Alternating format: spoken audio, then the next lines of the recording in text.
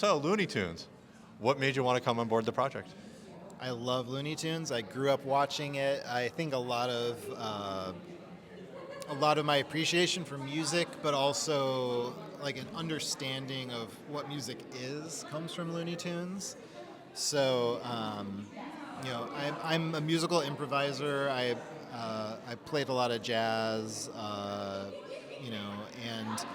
when you're learning to be an improviser, you study a great improviser, and then you kind of try to sound like them, and then you try to not sound like them. Yeah. And so that was kind of my frame for approaching the music of Carl Stalling, who is the composer for Looney Tunes, where you try to like get into that, like put your hand in that glove, and then be like, okay, well, now that I know that I can do that, what do I want this to be?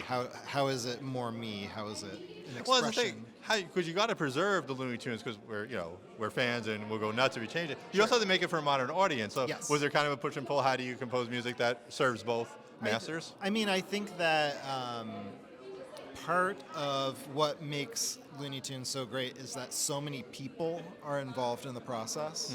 So it's great animators who are drawing by hand. It's great storyboard artists who are laying out the poses. It's great background designers. Yeah. And then it's the composer, it's the orchestra, it's the person doing the sound effects. It's like a very handmade. And so for me, I wanted to make sure that people were a part of the score. I wanted to make sure it had an ensemble of people who can play that style.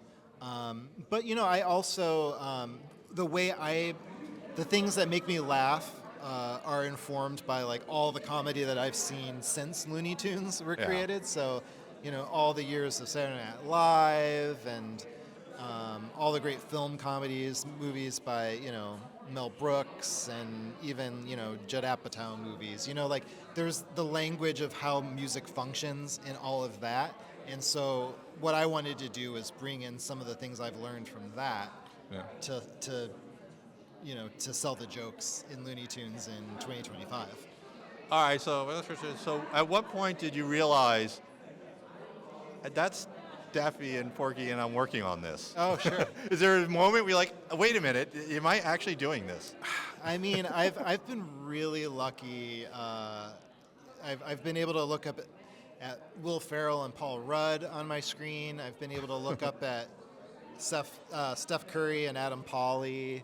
I really like duos Yeah. because I like to play the counterpoint between the characters.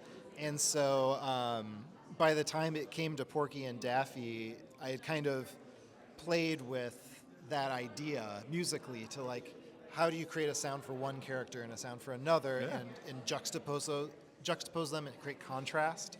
So, I especially for the movie, I really tried to approach it the same way I would in a live action film, where there's like real stakes, there's hurt when a character says something that hurts another's feelings, and but it can also just at the drop of a hat become just totally crazy.